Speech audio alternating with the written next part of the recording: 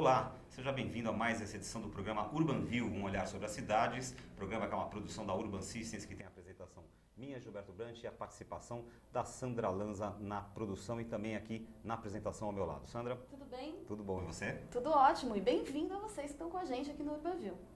Muito bem. Nossa convidada de hoje, que a gente vai bater um papo aqui, fazer uma entrevista no Urban View, é a Ana Cláudia Rosbach. Tudo bem, Ana Cláudia? Tudo bem. Bem-vinda, muito obrigado por aceitar o nosso convite. Obrigada a vocês pelo convite.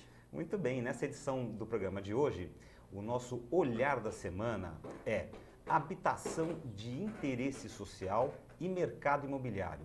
Como funciona essa relação? Né? Aparentemente são duas coisas díspares aí, né? O mercado imobiliário quer conquistar novas áreas, há uma escassez de terreno, existem bairros aí que podem ser revitalizados, mas também existe habitação de interesse social, ou seja, todo mundo tem direito a morar e morar com o mínimo de dignidade. Então, a gente quer discutir no programa de hoje esse tema e ver como se dá essa relação entre esses dois setores aparentemente opostos. Então, nós queremos debater, entre outros temas, governos, ONGs e cidadãos podem trabalhar em conjunto para o desenvolvimento urbano? Quais são as iniciativas bem-sucedidas no Brasil e no mundo? E a atuação da Rede Interação, que é a rede que a Ana Cláudia está representando aqui, em assentamentos precários e favelas do país. Sandra, queria que você falasse para o pessoal que está nos assistindo aí ao vivo como participar do programa, como interagir com a gente. Muito bem. Várias maneiras de você participar com a gente. Você pode participar por meio do nosso chat da UTV, se você está nos assistindo. Basta você fazer o seu cadastro e participar online com a gente, ao vivo. Inclusive você também que está nos assistindo via On Demand, lá no site da Urban Systems, você pode sim participar toda terça-feira, da meio-dia a 1 aqui na UTV, www.altv.com.br. Outra forma de você participar é por meio da nossa enquete. A gente sempre cria uma perguntinha lá no site da Urban Systems para você votar, que tem a ver com o tema que a gente está abordando aqui no programa, no Urban View. A pergunta de hoje para você votar: governo, ONGs e população trabalham juntos em direção a um objetivo interessante para todos? 3 opções. Sim, o trabalho é feito visando o bem comum. Sim, mas a interação pode melhorar. Ou não, cada um cuida apenas dos seus interesses. Você vota que no final do programa a gente dá o resultado para você e a nossa entrevistada vai comentar um pouquinho do que aconteceu na nossa enquete. Muito bem. Nossa convidada de hoje, a Ana Cláudia, tem mestrado em Economia Política pela Pontifícia Universidade Católica PUC de São Paulo e atua como consultora do tema habitacional para instituições como governos, Banco Mundial e organizações sem fins lucrativos. Ela é presidente da ONG, da organização Rede Interação, e eu vou começar a nossa entrevista justamente perguntando para ela como surgiu a Rede Interação, qual a história, qual o objetivo, quais são os propósitos. Conta para a gente, para que a gente possa aprender um pouco aí. Então tá. A Rede Interação surgiu no final de 2004, 2005, a partir de uma interação minha e de alguns colegas que são sócios fundadores da Interação, com uma organização internacional chamada Slum Dwellers International. Slum Dwellers International atua em 35 países, África e Ásia, nasceu na Índia, tem uma outra sede na África do Sul.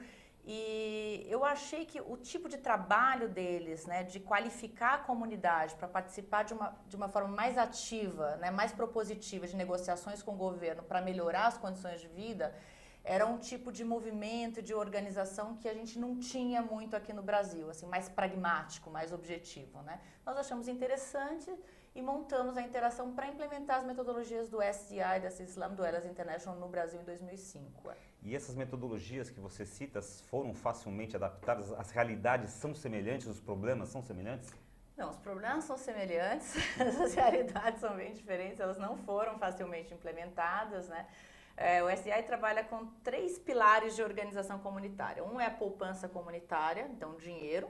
O segundo é o autorrecenseamento, então a própria população participando do censo, das pesquisas socioeconômicas da área, entendendo o seu problema, informação.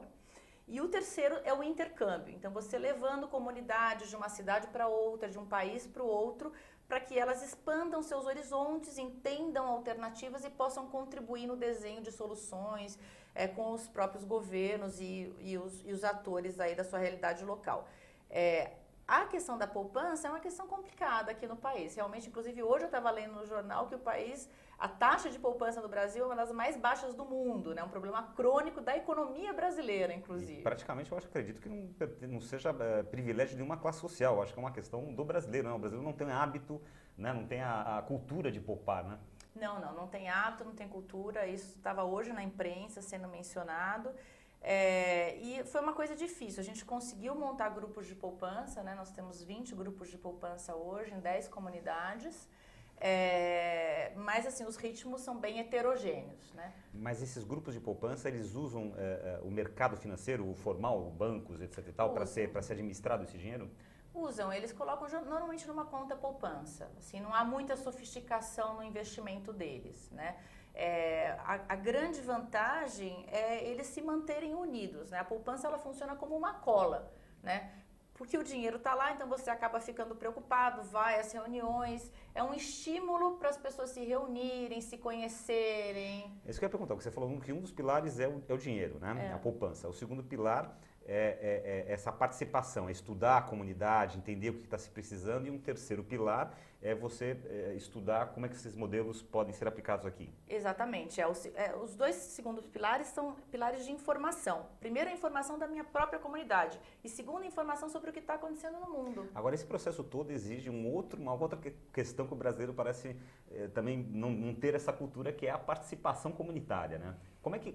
Qual o grau você sente as comunidades mais desejando participar, mais conscientes que é necessário participar, ou ainda existe aquela dificuldade natural do Brasil que coisa da comunidade, tem que juntar, tem que estudar, isso vai dar trabalho? Não existe, é um problema sério aqui no Brasil. Eu acho que assim, o capital social em países como Estados Unidos, os próprios países europeus, é muito mais avançado, muito mais intenso do que aqui. Eu acho que a gente ainda tem essa ótica de vamos esperar o governo resolver, né? Então, você conversa com qualquer pessoa, inclusive de classe média, né? A pessoa vai se referir à solução dos seus problemas como proveniente de terceiros. Ah, mas isso está assim porque, sei lá, o presidente não olha, né? O governador não resolveu. Então, é sempre uma terceira pessoa que é responsável. Me parece que tem um pouco essa coisa de ficar esperando do governo algum tipo de ajuda. Então, tem um programa, Minha Casa Minha Vida, um financiamento da Caixa fácil, e eu vou lá e construo minha casinha, né? É uma coisa que parece que vem do céu. Parece que vem do céu. E outra coisa, interação coletiva, né? Os processos, acho que é uma coisa de América Latina aí. Eu acho que é a nossa cultura meio individual. Eu vou individualmente resolver o meu problema. Então, se eu sou pobre e moro numa favela, qual que é meu objetivo? Aí eu vou para a faculdade, eu vou arranjar um emprego melhor e eu vou sair da favela, né? Essa ideia de você organizar o coletivo e você melhorar onde você está, né, ela é pouco presente aqui no Brasil, né, minha impressão. Eu tenho informação que essa metodologia surgiu aqui na Índia com um grupo de mulheres, né? Quer dizer, ela surgiu da própria comunidade ou de estudiosos que foram lá e fizeram essa metodologia? Não, foi da própria comunidade, mulheres que moram na rua. Na Índia tem os pavement dwellers, que são moradores de rua mesmo, mas em barracos que são colocados na calçada. E elas queriam simplesmente ter casa, né? E pediram ajuda para uma ONG que existia lá, que era uma ONG assistencialista, na verdade. Então, falou, casa, eu sei negócio de leite, né? A gente dá cesta básica. Cobertor, casa, eu não entendo muito. E tinha uma pessoa lá chamada Sheila Patel, na verdade. Só um pouquinho para cá, isso, para você ficar mais... A Sheila Patel é uma das coordenadoras, uma das fundadoras do SDI, da Slum Dwellers International. Ela fazia parte dessa ONG e ela falou, olha, eu não sei casa como é que faz, mas eu ajudo vocês a descobrir. Agora eu sei de uma coisa, precisa de dinheiro. Quanto dinheiro vocês têm? Aí começou cada uma a tirar o dinheirinho que tinha no bolso, colocaram... Casa é caro, a única coisa que eu sei sobre casa é que é caro. Então junta tudo que vocês têm porque a gente vai precisar de dinheiro em algum momento. E aí foram descobrindo e tal, então surgiu o SDI, né, que dá esse tipo de apoio a comunidades a melhorar suas condições de moradia. Agora, aqui no Brasil, essa experiência, como é que ela tem funcionado? Parte da comunidade vem buscar vocês para obter orientação, ou vocês vão até a comunidade e mostram, olha, vocês podem resolver o problema de habitação através desse método? Ou existem as duas maneiras combinadas? Tem sido mais, a gente vai até a comunidade, na verdade. E onde que vocês têm agido, atuado aqui em São Paulo, limitado em São Paulo, Grande São Paulo, cidade de São Paulo? Não, a gente tem uma atuação forte em Osasco, no município de Osasco.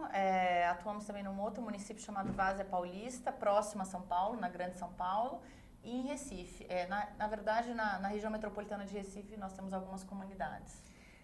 Essa atuação, quando vocês chegam lá, vocês procuram o quê? Os líderes comunitários? Normalmente? Sim, normalmente os líderes comunitários. O que acontece é que nesse processo surgem novas lideranças. É muito interessante, porque pessoas que estão mais desacreditadas das lideranças tradicionais, normalmente as lideranças comunitárias, muitas vezes as lideranças comunitárias, elas estão vinculadas a um partido político, a um político, a uma igreja. Então, o cidadão comum acaba ficando desacreditado mesmo, né? E o nosso processo faz com que essas pessoas apareçam. Então, mulheres, donas de casa, né, que podem dedicar um pouco mais de tempo a esses trabalhos, acabam... Olha, isso parece que é prático, porque você começa a ver resultados, né, as informações. Olha que interessante, começa a surgir até algumas lideranças naturais que estavam ali, né, escondidas, desconfiadas. E aí eu pergunto para você, e o outro lado, essas lideranças tradicionais ligadas a partidos, igrejas, tentam se apropriar desse trabalho também? Tentam, é muito difícil a nossa vida. Tentam se apropriar, criam uma série de problemas. No início começa a desacreditar e depois que a coisa começa a dar certo, fala assim, não, mas se não fosse eu, né, a coisa não aconteceria. Exatamente. Às vezes se apropriar. Trabalha contra, né, muitas vezes trabalha contra, não deixa a coisa acontecer, boatos se espalham, enfim. O que acontece, né? Onde você não tem um fluxo de informações consistente, você deixa espaço para desinformação e para o boato. O trabalho que a gente faz é justamente isso, é tentar minimizar esse processo, otimizando o acesso a informações. Agora, quando você chega ali na comunidade, por exemplo, como é que é recebida essa proposta? Tem desconfiança, o pessoal fica meio... Desconfiança, resistência ou não? Já vai assim, pô, que legal, nós gostamos da ideia, queremos conhecer. Como é que funciona na média? Não, na média é muita resistência, desconfiança, mesmo porque se trata de dinheiro. A gente trabalha com dinheiro, então há muita desconfiança. Vão levar meu dinheiro. E são pessoas que já passaram por várias, né, assim, duchas frias. Então já foram enganadas, inclusive por governos, né? Por todo tipo de entidade. Então as pessoas têm desconfiança, dinheiro, vou ficar sem e tal, não sei o quê. E na verdade parte do nosso trabalho para realmente que as pessoas elas readquiram a confiança no dinheiro. O dinheiro é sim uma saída para boa parte dos nossos problemas, né? Então, se eu quero sair da situação de pobreza, né, e passar por uma situação melhor, uma situação econômica melhor, eu preciso perder este medo do dinheiro, né? Eu preciso saber lidar com o dinheiro, eu preciso ganhar proximidade. E já por falar em dinheiro, essa conta, quer dizer, essa conta as pessoas vão ali poupando, imagino que durante um determinado tempo, até que consigam ter pelo menos uma parte do dinheiro necessário, mas essa conta tem que ser administrada por alguém, né? Alguém tem a senha, alguém tem o acesso, alguém tira extrato. Isso normalmente é eleito uma pessoa dentro do próprio grupo para fazer isso ou é a rede de interação que cuida disso? Não, a rede de interação não faz, nós não cuidamos do dinheiro de ninguém. O próprio grupo define normalmente 3 tesoureiros, aí eles vão a uma agência bancária e abrem uma conta em nome dos 3 tesoureiros. Então, para fazer qualquer tipo de movimentação na conta, precisam ir os 3 juntos na agência bancária. Quer dizer, para ver golpe, aí precisa ver 3 de má fé, né? Precisa ver 3 de má fé, exatamente. Bom, aí depois que eles começam a poupar, fazer essa poupança comunitária, começa esse processo de autorrecenseamento. Como é que ele é conduzido? Vocês dão metodologias? Detalhe um pouquinho para a gente esse processo. É tudo meio paralelo, né? Às vezes pode começar o recenseamento antes, depois a gente vai montando os grupos de poupança, faz um intercâmbio. A ideia é que pessoas que já passaram por esse processo, seja no Brasil ou em outros países, atuem como multiplicadores. Então, nós promovemos normalmente um intercâmbio, né? E aí as próprias pessoas das comunidades que já foram recenseadas vão lá e contam, né, para essa nova comunidade como é que funciona, quais foram os problemas que eles encontraram e as vantagens e as desvantagens, né, de todo esse processo. Essa troca de experiências, então, ela acaba servindo não só para acelerar o processo de um novo evento desses, como também para minar um pouco dessa desconfiança inicial, porque as pessoas começam a perceber que existem outras que fizeram e deu certo. É uma ferramenta importante de comunicação para disseminar um projeto interessante. Exatamente. A ideia não é que eu, vá lá a uma comunidade e fale, vocês precisam poupar, vocês precisam se reunir, não. A ideia é criar essa rede mesmo, de grupos de poupança que atuem como multiplicadores. A interação, ela ajuda nessa logística toda, dá o apoio, ajuda estrategicamente, os contatos com as prefeituras, acesso maior à informação, às vezes você precisa fazer um seminário, um assunto mais específico, mais técnico. Nós agregamos este conhecimento técnico e contribuímos com a estratégia dos grupos. Como é que fica uma questão importantíssima, já que a gente está falando da construção de um bem imóvel, que é a casa da pessoa e muito provavelmente talvez seja o único bem dela durante toda a vida, com essa questão dos terrenos, porque muitas das áreas que esse pessoal ocupa, às vezes são áreas não legalizadas, são ocupações irregulares, enfim, tem uma série de questões jurídicas e legais aí, que a ONG Rede Interação, ela analisa isso, vê os prós e os contras, como é que funciona essa questão relativa à terra? Bom, não sei se você sabe ou se os telespectadores sabem, mas nós temos um artigo na nossa Constituição que permite o direito a famílias que residem em áreas urbanas, mesmo não proprietárias das terras, por mais de 5 anos a ficarem lá. Elas têm direito a isso. Uma espécie de uso capião urbano. Ele pode ser realizado pela forma de uso capião, mas isso está lá um artigo na nossa Constituição, uma coisa bastante avançada se comparado a outros países. O Brasil é um dos poucos países que tem esse direito reconhecido. Quer dizer, se existe uma área, essa área invadida, e as pessoas conseguem ficar por lá por 5 anos, já reclamou, praticamente é possível você retirar a pessoa de lá. Se ninguém reclamou, ela tem direito de ficar lá, É claro que daí até ela ter um título de propriedade ou uma concessão de uso é um longo caminho. Mas nós partimos do pressuposto de que esse direito, ele existe, ele está dado, ele é reconhecido e nós trabalhamos a partir daí. Claro que existem conflitos, óbvio, A partir do momento que essas casas, já deve ter algum projeto onde casas ficaram prontas, Claro, todos. Claro. A partir do momento que essa casa ficou pronta, como é que fica essa questão de título de posse, título de propriedade? Vocês intercedem junto aos órgãos municipais, os órgãos reguladores, para que isso seja regularizado? Ou o objetivo é apenas construir a casa e ponto? Não. Nós estamos, inclusive, quase todas as comunidades que nós trabalhamos já tiveram acesso à casa, na verdade. São mais ou menos umas 1.300 moradias.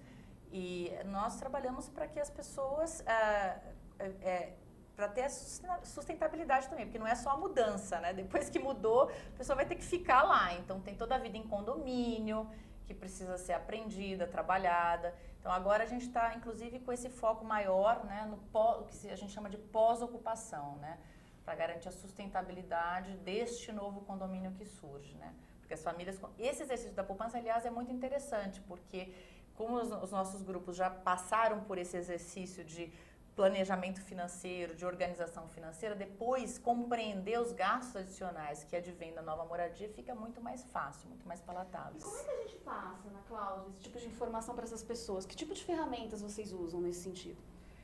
Olha, nós trabalhamos com reuniões e encontros pessoais, na verdade, Com relação às questões fundiárias, o que nós trabalhamos nós damos um apoio para que as comunidades busquem e encontrem essas informações. Não é fácil, Elas precisam se reunir com a prefeitura. Normalmente a prefeitura tem essa informação, Agora a gente tenta ajudar aí nessa comunicação com a prefeitura. Mas que depois elas possam fazer sozinhas, A gente não quer ficar sempre participando de reunião com a prefeitura. O UrbanView de hoje está entrevistando Ana Cláudia Rosbach, presidente da ONG Rede Interação, e eu quero chamar a Sandra aqui para lembrar vocês que vocês podem e devem participar votando na nossa enquete, não? Pois é verdade. Olha que a enquete já mudou bastante durante o nosso bate-papo, viu? Olha que interessante. Então, convido vocês a participarem lá no site da Urban Systems, urbansystems.com.br. Pergunta de hoje: governo, ONGs e população trabalham juntos em direção a um objetivo interessante para todos? São 3 opções. Vote lá e volte para cá no UrbanView, que no final a gente dá a resposta. Muito bem, eu vou pedir para o pessoal da nossa ilha de edição aqui colocar o nosso UrbanView em foco na tela porque ali tem umas imagens que eu gostaria, então, você está nos assistindo, conhecendo aqui o trabalho que a Ana Cláudia desenvolve, então a gente pode mostrar aí e pedir para a Ana Cláudia fazer um pouco de comentários. Por exemplo, essa imagem, Ana Cláudia, conta pra gente, vamos fazer uma, como se fala, uma locução ilustrada aí sobre comentar essas imagens. Isso é uma reunião, provavelmente deve ter sido um intercâmbio em Osasco, numa comunidade chamada Portal Menck, que hoje já está totalmente urbanizada. Nessa área existem hoje 900 unidades habitacionais. Que aí realmente, se a gente vê pela foto, que era uma ocupação bem irregular e bem, não é provisória, talvez não seja a palavra, mas uma ocupação bem mambembe, vamos chamar assim, né? Bem mambembe, era uma terra privada, as pessoas foram colocadas lá pelo próprio governo, numa ação expedita de liberar uma outra área para uma obra de infraestrutura. Esse governo iniciou um processo de desapropriação, houve mudança de gestão política e aí quando nós entramos foi justamente nessa fase de transição onde as informações estavam perdidas. Então foi um processo muito árduo de identificar o proprietário desse terreno, né? Porque também tem essa, às vezes os títulos são precários, né? Então você não sabe se aquela pessoa é realmente a proprietária da área. Ele morreu no meio do caminho, aí surgiram herdeiros, depois se viu que esses herdeiros não eram os proprietários verdadeiros. Não, essas áreas são muito complexas do ponto de vista fundiário, assim, não é uma coisa simples. Aqui é um outro exemplo de reunião comunitária também? Um outro exemplo, numa comunidade ao lado, chamada Portal Campo, elas foram, na verdade, agora unificadas num único condomínio. Eram comunidades contíguas, mas que tinham uma identidade bem diferente. Se eu morasse no Portal Campo, eu era do Portal Campo. Aí, por exemplo, você tem ali tem uma agente de vocês, por exemplo, fazendo essa palestra, digamos, com a comunidade? Tem a Sandra, tá aí, que é sócia fundadora da Interação. Ela é assistente social de formação e ela que contribuiu bastante com essa questão, assim, desde a fundação da Interação, de como fazer construir esses canais aí com a comunidade, né? Ela que trouxe essa expertise para a Interação. Muito bem. Vamos ter mais alguma imagem para gente? Olha, tem mais imagens. Aí é muito legal, no intercâmbio também está a Sandra de novo, esse é o Alex, esse que está sorrindo no meio. Esse de camiseta roxa? De camiseta roxa, E isso. ali percebe-se claramente algumas pessoas indianas. Isso foi em Mumbai, na Índia, uma reunião muito complicada porque elas falavam Marathi, alguém traduzia para o inglês, eu traduzia para o português, depois voltava as perguntas português, inglês, Marathi. Era 10 minutos cada processo, né? 10 minutos. Aí no Jardim Aliança, essa comunidade também acabou de mudar, faz um mês mais ou menos, 2 meses. É uma área de propriedade da Eletropaulo, fica em uma área de altíssimo risco, embaixo de torres de eletricidade. E essas pessoas tinham que sair dessa área urgente. A Eletropaulo já estava sendo intimada pelo Ministério Público e tal para tirar essas pessoas dali, né? E a Eletropaulo só que não sabia quantas pessoas moravam lá, quantas famílias, quantas casas tinham. Então nós fizemos um autorrecenseamento muito rápido lá. Em um final de semana nós fizemos uma contagem e a gente pôde dar essa informação para a Eletropaulo. Se a Eletropaulo tivesse que pegar essa informação, ou a prefeitura, eles iam ter que contratar uma empresa de pesquisa, ia demorar 3 meses, fazer uma licitação, a empresa ia entrar, fazer os contatos e tal. E aí nós aproveitamos um intercâmbio que estava vindo da África do Sul, nós comentamos o problema, eles ficaram sabendo, eles entenderam que tinha que ser rápido, eles falaram, não, a gente tem experiências, vamos ver, um final de semana a gente conta. E de fato, tinham 300 barracos, nós em um final de semana contamos.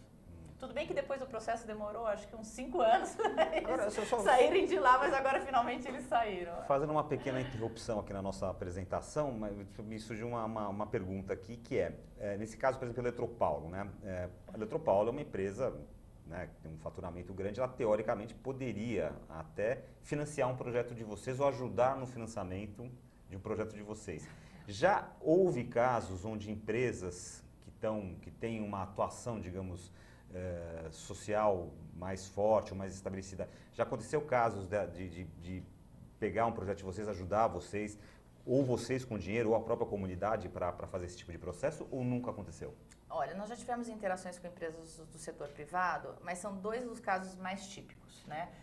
Nós tivemos uma com a Cosipa, que foi muito interessante, numa comunidade que eles já trabalhavam em Cubatão, mas era um projeto mais ligado à educação, né? Um atendimento complementar à escola. E aí nós entramos para dar esse apoio técnico, com autorrecenseamento, com interlocução com a prefeitura, enfim, para que aquela comunidade tivesse acesso a novas moradias, né? Então, foi como se fosse assim, um upgrade de um trabalho que a COSIPA já fazia numa determinada comunidade. Nesse caso, a COSIPA chamou vocês, não eram vocês? Não foram vocês que foram lá? Não, a COSIPA nos chamou porque a COSIPA via ali que, tudo bem que, claro que dá uma assistência pós-escolar é ótimo e tal, mas aquilo não ia resolver o problema crônico, né, da qualidade de vida das pessoas. Só que eles não entendiam nada de habitação. Como nós temos essa expertise, eles nos chamaram, como é que a gente faz, né? E aí a gente ajudou a estabelecer um canal com a prefeitura, identificar os programas habitacionais, enfim, as oportunidades ali no local. E aí essa comunidade passou por um processo de melhoria aí, mudou para as novas unidades, etc. Mas era uma comunidade que a COSIPA já trabalhava, que tinha uma atuação mais assistencialista, digamos assim. Nós tivemos um trabalho também que foi interessante, esse em Novo Gama. Foi uma instituição financeira que nos contratou, né, Economiza. Eles tinham lá um terreno de propriedade deles, que estava ocupado por 1.500 casas. Um caso bem parecido com o do Pinheirinho. E eles foram à justiça e ganharam. A reintegração de posse. E aí eles procuraram a gente, eles falaram, olha, a gente não queria despejar 1.500 famílias, né? Porque isso vai ser um horror, uma tragédia social, como é que a gente faz? Então nós, e quando eles nos procuraram, eles não podiam nem chegar perto da área, porque o povo odiava ele, tinha medo, né? Claro, eles estavam sendo processados, então tinha um conflito ali muito grande. Então nós ajudamos nessa mediação de conflito, nós conseguimos entrar na área, procuramos liderança e tal, e a gente nem é do local, né? Mas arranjamos um jeito, conseguimos liderança e tal, fizemos o autorrecenseamento, levantamos a quantidade de pessoas, aí todo um trabalho com a prefeitura da cidade e tal, etc e tal, os programas, uma prospecção de programas existentes. Enfim, olha, no fim, a prefeitura foi super proativa. Hoje, essa área, que era uma área assim, com cara de favela mesmo, eles compraram, os moradores compraram desse banco o seu lote, cada um comprou o seu lote, o banco financiou para eles. Olha que iniciativa interessante. Eles tiveram acesso a subsídios para ajudar nessa compra, mas o banco ajudou, vendeu o lote, financiou parte, e aí depois a prefeitura pediu recursos do PAC, essa obra foi urbanizada anos depois com recursos do PAC, ou seja, é um bairro hoje da cidade. Aí outro dia eu fiquei sabendo que eles estavam fazendo um piquete porque tinha buraco no asfalto. Eu fiquei super feliz. Tem que ficar feliz mesmo, porque a sociedade, quando participa, quando exige, quando cobra os seus direitos, é um exemplo de cidadania, é um exemplo de crescimento cívico, né? Mas você vê que eles estavam, assim, com risco de ser um Pinheirinho da vida, né? De ter ali tropa de choque tirando, eles ficarem sem tudo, né? Sem os investimentos deles. E depois o problema... Hoje é buraco no asfalto, né? Olha que legal, acho que eles sentindo também que aquilo é deles, né? Quer dizer, vamos cuidar, olha o buraquinho no asfalto. E aproveitando esse gancho, eu quero tocar num outro ponto que eu considero importante, que é o seguinte: como é financiada uma atuação de uma ONG como a Rede Interação? De onde vem o que sustenta? São doações, são empresas que participam, são pessoas físicas? Como é que existe algum tipo de ajuda dos governos municipais, estadual ou federal? Sangue, suor e lágrimas, né? É muito difícil na nossa vida. A gente recebe sim um apoio internacional via SDI, né? O SDI é financiado por grandes fundações, Gates, Rockefeller, governo da Noruega, governo da Suécia, enfim, tem aí um rol de financiadores. A gente recebe uma parte bem pequena, né? Porque hoje em dia a maior parte dos recursos vai mesmo para a África e para o sul da Ásia, onde precisa muito mais. Nós fizemos alguns trabalhos para empresas do setor privado, como esse que eu falei, e aí a gente tem um contrato normal, comercial. Nós recebemos também doações espontâneas, nós recebemos parte da taxa de administração de um fundo que está sob a gestão da Geração Futura, um fundo chamado Fundo das Meninas Iradas, da Mara Luque, que é a Mara Luque. Mara Luque, jornalista Mara Luque, a gente conhece. Que a Mara aí deu o nome, que é o nome do livro dela e tal, e ela exigiu como contrapartida de que parte dessa taxa de administração fosse para uma instituição que trabalhasse com mulheres, com educação financeira e tal, e nós fomos encontrados, então a gente recebe essa parte, ajuda bastante a gente. E nós participamos também de processos licitatórios com prefeituras para fazer esse componente social dos programas habitacionais. Isso a gente faz também. Agora é uma coisa muito difícil, né? Porque uma ONG participar de licitação ou uma ONG ser contratada por uma empresa é uma coisa muito dolorosa. porque ONG tem uma imagem ruim aqui no Brasil, seja para governo, seja para o setor privado. Ficou péssimo para as ONGs trabalharem aqui no Brasil, depois de toda essa onda aí que teve de, enfim, com ONGs. E aí, assim, para participar de uma licitação, você precisa ter fluxo de caixa, você precisa ter quadro de recursos humanos fixo, uma série de coisas que para a gente é difícil manter, né, com essa dificuldade aí de acesso a recursos. Mas a gente tem conseguido sobreviver desde 2005, a gente trabalha e vai... Muito bem. Vamos pedir para o pessoal da área ver se tem mais imagens aqui para a nossa convidada Ana Cláudia, presidente da ONG Rede Interação, comentar. Temos mais uma aí, Ana Cláudia. Essa foi na África, se não me engano, na Namíbia, também num intercâmbio. E aí os nossos representantes aqui do Brasil vendo como é que os grupos da Namíbia fazem para poupar. Isso é uma caderneta do poupador, e aí tem uma senhora que deve ser a tesoureira, que está anotando aí os depósitos do dia. Deve ter sido uma reunião, porque eu estou vendo várias cadernetas de poupança. Várias cadernetas, né? Vamos ter mais uma imagem? Vamos lá? Não sei se a gente tem, você sabe se a gente tem mais imagem? Não, acho que essa é a última, é isso? Então, tá bom, vamos lá. Ana Cláudia, outra questão que eu queria chegar, que agora é uma questão complicada, hein? Mercado imobiliário. É uma coisa complexa, porque é aquela coisa, teoricamente o mercado imobiliário, né, a gente aqui em São Paulo discute muito, já recebemos vários convidados aqui no Brasil, que a gente discute essa questão da escassez dos terrenos, né? Então aí onde a cidade ainda apresenta áreas potenciais, o mercado imobiliário avança, né? Então, para a gente ter exemplo, a gente comentou aqui no programa o exemplo aqui da área ali próxima ao CEAGESP em São Paulo, que era uma área de indústrias, pequenas fábricas, oficinas. Essa área estava vindo um processo de transformação, todas essas pequenas indústrias estão sendo, os terrenos foram comprados, né, elas vão para outros lugares e o mercado imobiliário vai lançando ali prédios. Então, os interesses são bastante divergentes, né? A gente já viu muito caso aí na mídia digamos assim, desse mercado imobiliário tentando tirar pessoas de uma determinada área para poder... E a gente tem uma questão muito complicada em São Paulo, que é essas incrustações, digamos assim, de pessoas de baixa renda, moradias de baixa renda, inclusive junto a áreas que se desenvolveram, se tornaram estrelas do mercado imobiliário. Então, queria que você comentasse um pouco isso, o que você vê de bom, quais são os bons exemplos que você tem visto ao longo dessa tua atuação aí?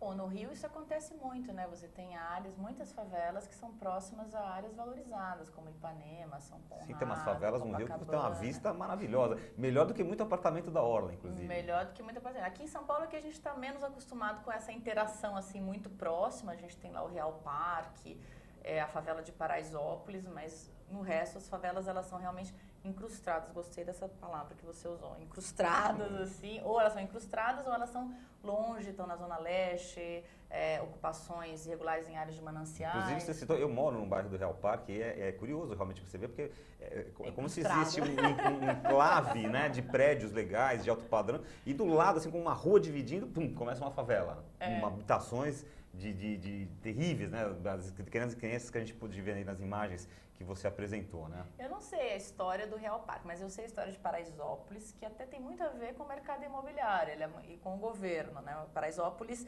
está lá incrustado hoje, mas era um loteamento regular, inclusive tem vários lotes, não é uma gleba de terreno, não. Era uma gleba, ela foi loteada regularmente, formalmente, foi vendida. Só que os proprietários, no momento que eles iam começar a investir, construir, ainda Morumbi era uma região afastada, isso foi na década de 60, o prefeito da época, que eu esqueci o nome, decretou aquela área, demarcou aquela área como uma área de interesse especial, urbanístico para a cidade.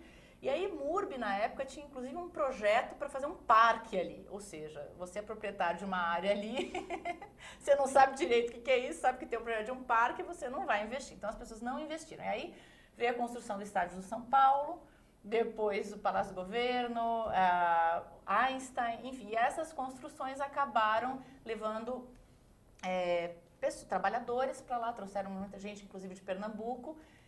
Na época não se dava alojamento, enfim, não tinha lugar para essas pessoas ficarem. Elas acharam aquele terreno vazio e começaram a morar. E aí, com o tempo, começaram a trazer familiares e tal, e a favela começou a crescer, né? E todos assistindo esse processo, poder público, iniciativa privada. Todos assistindo esse processo, todos assistindo esse processo. Né? E, inclusive, há uma interação muito grande, porque eu até já morei bem perto de Paraisópolis, a poucas quadras, e tem uma interação ali, né, de serviços, de tudo. A escola que meu filho estuda à tarde, atende as crianças de Paraisópolis, eles usam o Einstein, a gente usava o cara que consertava o carro, a televisão lá de Paraisópolis. Existe uma interação ali, né? Aliás, eu recomendo a você, que é cidadão de São Paulo, visitar uma comunidade dessas. Você vai se surpreender. A organização, a autossuficiência, infelizmente o paulistano tem uma imagem de que favela é um lugar de bandido, né? De traficante. E assim como na área mais nobre de São Paulo, a proporção de bandido é a mesma. Só muda o bandido que é do colarinho branco, mas eu vou me arriscar a dizer que é 1%, 2% de bandido. É gente trabalhadora, gente que se organiza e gente que só não faz mais porque não se oferece as condições necessárias. Exatamente, inclusive dentro das ocupações de prédios também em São Paulo, né? É uma coisa que está acontecendo muito e que é exatamente isso que o Gilberto falou, não são bandidos, são pessoas que realmente não têm para onde ir e acabam ocupando esses espaços. Mas vamos voltar à nossa pergunta. Como é que essa relação, vocês praticamente mediam, né? Vocês mediam relações com o poder público e também com o mercado privado, né? Como é que você avalia essa questão do mercado imobiliário, esses interesses conflitantes? Não sei se são interesses conflitantes, necessariamente. Eu só acho que, por enquanto, a expansão do mercado imobiliário ela ainda está mais afastada das necessidades dessas pessoas, né? Mas não necessariamente, na minha opinião, há interesses conflitantes. Eles só estão em ritmos descoordenados. E acho que talvez o governo, né, numa ação mais efetiva de planejamento urbano e metropolitano, possa corrigir isso, o que nós não temos hoje. Então, eu acho que boa parte dos problemas habitacionais hoje em dia, das grandes regiões metropolitanas do país, não está relacionado com o programa de moradia em si, ou Minha Casa Minha Vida, ou a atuação do mercado imobiliário, mas está mais relacionada com essa ausência de coordenação metropolitana, urbana, etc. e tal, né? Que você vê coisas assim, apartamentos sendo construídos em Guarulhos, a pessoa vem vender aqui em São Paulo. Então, hoje você tem todo tipo de migração, né, em busca de preços mais acessíveis, de produtos mais interessantes. Essa coordenação ela não existe ainda hoje nas regiões metropolitanas do Brasil, com exceção de Belo Horizonte, que está um pouco mais avançado nessa linha. Mas eu acho que a gente precisa procurar soluções que extrapolam, né, o objeto em si da atuação. Muito bem. E outro agente, quer dizer, eu queria saber como é que é a relação com o poder público, né? Nesses trabalhos que vocês têm feito, os diversos trabalhos, você sempre tem contato com o poder público? Sempre temos contato com o poder público. Eu acho assim... Percentualmente, vocês são mais bem recebidos, medianamente bem recebidos ou mal recebidos? Não, nós sempre somos bem recebidos. Eu acho que não hoje no Brasil... Não tem aquela postura do burocrata público que diz assim, tem. lá vem esse pessoal de ONG me perturbar a paciência com o Não tem. Eu acho que hoje no Brasil a gente está bem avançado com isso, inclusive partidos políticos de direita e esquerda. Acho que hoje existe essa tendência mesmo aqui no Brasil. Quando eu viajo muito. Então, quando eu comparo com outros países, eu acho que nesse quesito a gente está bem avançado, porque, claro, a gente está sempre reclamando, sempre querendo mais e tal, mas eu acho que as ONGs são recebidas sim, eu acho que os movimentos organizados são recebidos. O presidente Lula tinha muito isso, né, mas também é da natureza dele. Mas acredito que todos os partidos políticos hoje recebam movimentos e organizações, porque é importante, né? Eu acho que a importância e a relevância desses atores já foi percebida, até porque é muito difícil você desenhar uma política pública, implementar uma política pública, um programa em larga escala, se você não conta ao menos com a validação dos atores da sociedade civil, ao menos com a validação, né? Você precisa de informações desses atores no momento de formulação de política. Senão ela vai estar equivocada de nascimento. E eu acho que essa percepção a gente já tem aqui no Brasil. Nós já avançamos. Agora, me parece, nessas questões, um ponto complexo me parece assim, a ignorância, né? Quer dizer, as pessoas não têm noção do que podem fazer, como fazer, dos seus direitos, do seu direito a uma moradia digna. A gente viu as fotos aí. realmente dá até pena, né? Porque as pessoas moram em condições sobre-humanas, né? Ou melhor, subhumanas, né? Subhumanas, perdão, troquei o prefixo aqui, subhumanas. E a gente vê que uma das primeiras coisas que falta é a informação, né? É saber que pode fazer, que tem como fazer. Ainda mais se o cara mora numa favela, né? Porque imagine, já é uma área segregada, né? Uma área, sua autoestima já fica baixa, porque você manda seu menino para a escola, mas às vezes não pode matricular porque não tem um endereço. Não consegue emprego porque mora na favela. Exato. E tem aquele estigma, você vai comprar uma coisa no mercadinho, o mercadinho não entrega na favela. Então, esse estigma persegue as pessoas e as pessoas realmente jogam a autoestima para baixo. Então, boa parte do que a gente faz...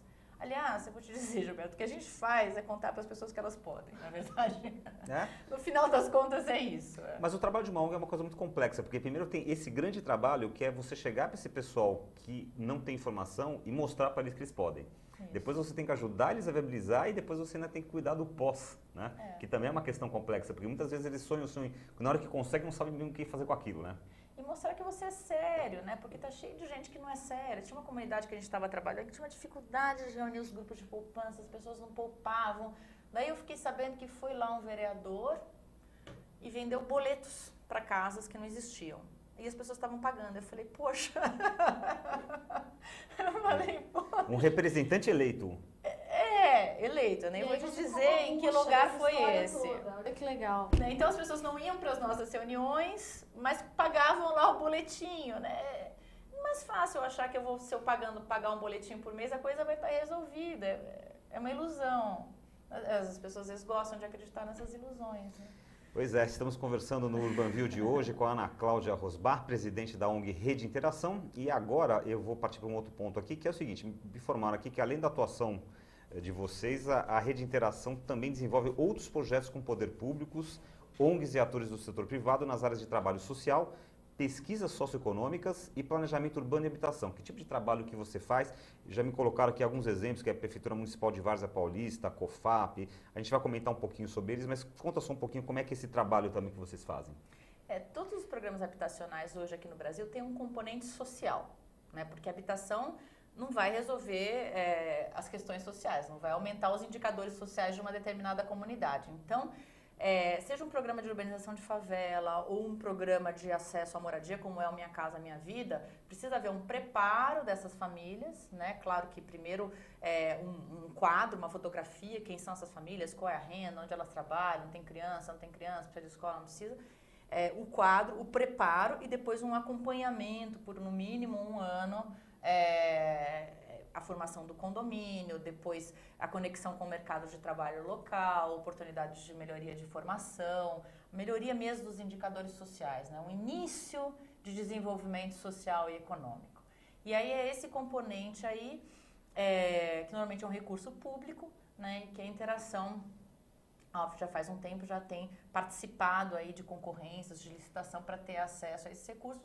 E aí a nossa ideia, né, a nossa metodologia é aproveitar esse protagonismo das comunidades proporcionado pela forma de trabalho do SDI e aplicar nesse componente social, né? Então a gente traz um diferencial aí para as prefeituras, né? Normalmente as prefeituras contratariam uma empresa com fins lucrativos que contratariam pesquisadores para fazer a pesquisa socioeconômica, identificar oportunidades no mercado de trabalho, etc. e tal. Nós fazemos um trabalho similar, mas nós otimizamos a participação da comunidade. Então a gente fica mais barato e depois a gente não tem nós não temos lucro, né? Quer dizer, tudo que a gente ganha de margem é revertido para a própria organização. Não tem acionista. Se há ganhos excedentes, né? Exatamente. Tem um caso aqui que colocaram... Se há ganho, Se há ganho, né? Tem um caso aqui do ABN Enro Real, que foi uma realização de pesquisa para identificação do estado da arte nas microfinanças habitacionais no mundo. O que vocês descobriram? Tem exemplos interessantes? Como é que foi esse caso que me pareceu bastante... Tem. Na época, o ABN nos contratou porque eles queriam desenvolver um produto financeiro ligado a melhorias de habitação, né? E eles, como se fosse um microcrédito habitacional, um produto que não tem aqui no Brasil, mas ele existe em outros países, existe na Bolívia, existe no Peru, existe na Ásia, e nós fizemos essa pesquisa, nós inclusive, para além de fazer a pesquisa, nós estabelecemos conexão com algumas comunidades aqui em São Paulo, né, em estágio, comunidades que estavam em estágio avançado dos seus processos de regularização e urbanização, que a gente já sabia que não ia ter mais remoção, né, para poder agregar contribuições para o desenho desse produto, etc. E tal. O que aconteceu é que foi logo depois houve a fusão com o Santander e aí esse projeto acabou morrendo, mas era essa ideia do ABN de fazer isso. Aliás, você citou, eu me lembrei aqui já ter lido na revista Exame, por exemplo, em publicações de economia, trabalhos que são feitos, né, que você citou na Índia, por exemplo, que tem aqueles bancos de microcrédito, né, que presta R$100, R$200, R$500 e que tem uma taxa de inadimplência semelhante ao mercado normal, digamos assim, e que ajuda muita gente a realizar esse tipo de construção da casa. Não tem nenhuma entidade financeira fazendo esse tipo de atuação no Brasil hoje? Não tem. Que tem um pacote completo de assistência técnica, de apoio à família, etc. e tal, não tem. Porque o que essas experiências internacionais na área de microcrédito habitacional agregam é o elemento assistência técnica. Então, no México tem um programa muito legal da Cemex, que é uma empresa de cimento, uma fábrica de cimento, na verdade, e eles desenvolveram, eles montaram uma financeira, eles desenvolveram uma metodologia que inclusive tem grupos de poupança, né, para concessão de créditos para melhoria, e eles dão assistência técnica, fazem um pequeno projeto, vão até o local e tal. Uma operação assim estruturada não tem. Claro que você tem linhas de crédito para material de construção, da Caixa, Banco do Brasil, outros bancos, etc. e tal, mas essa conexão com a assistência técnica e o apoio ao processo, identificar locais de compra, né, melhores opções de preço de material de construção, porque aí tem uma série de problemas. Às vezes tem lojas próximas a essas comunidades que vendem material que não é certificado, material de baixa qualidade. Então, o apoio para você ter um resultado, uma reforma de qualidade ou uma expansão de uma casa de qualidade, você precisa ter o pacote completo. Isso a gente não tem. Interessante esse exemplo, né? Você falou que é uma cimenteira.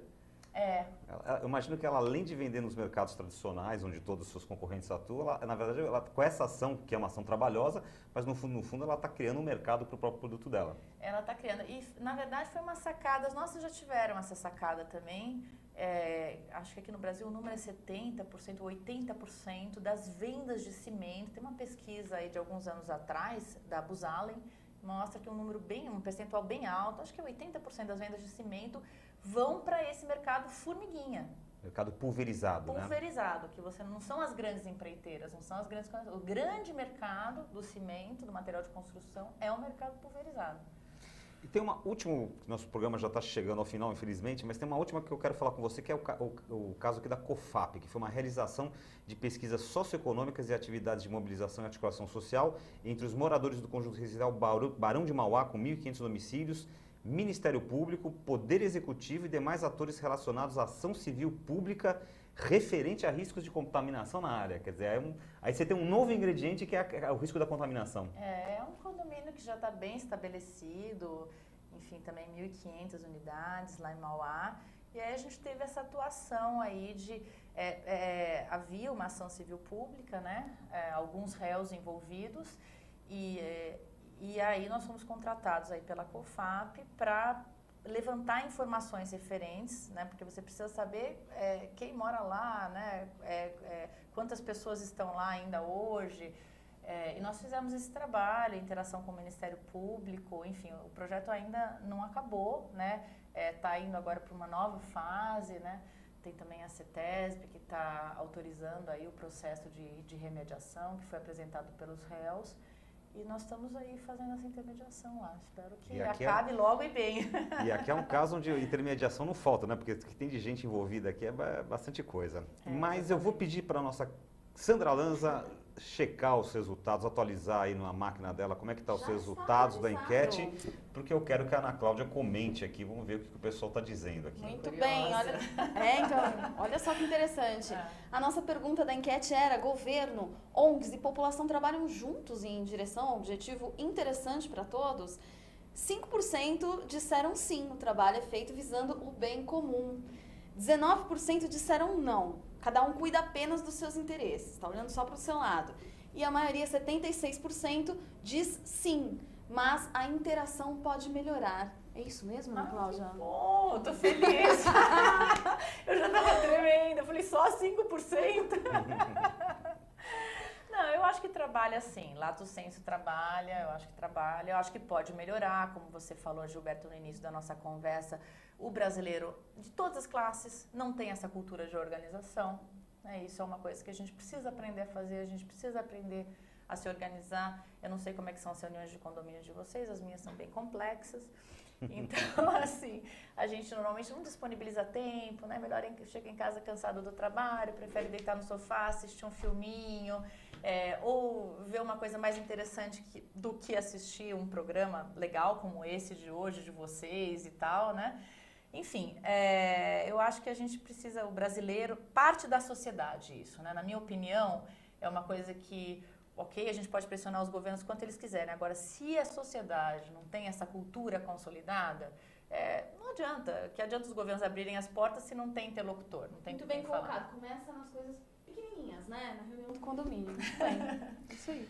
Bom, o pessoal que está assistindo esse programa, eu tenho certeza que muitos que estão assistindo vão falar assim, puxa vida, mas assim como nós vão achar que é um trabalho maravilhoso que está fazendo e vão querer participar. Como é que fazem para... Quem sabe até doar também. Site, Seria legal. telefone, sinal de fumaça, como é que faz para conhecer mais do trabalho de vocês ou se quiserem tirar dúvidas, entrar em contato com vocês, quiserem participar, colaborar de alguma maneira, como é que é possível isso, Ana Cláudia?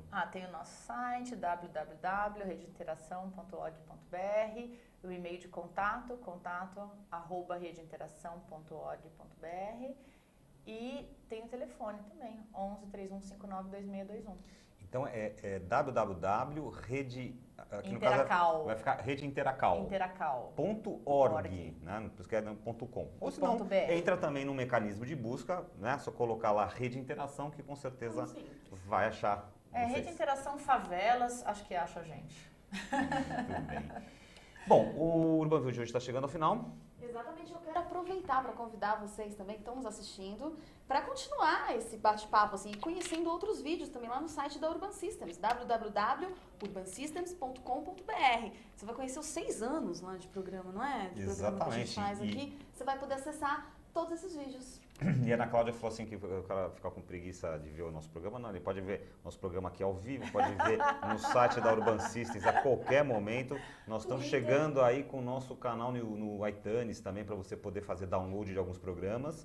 Então a gente tem muitas formas de você nos assistir.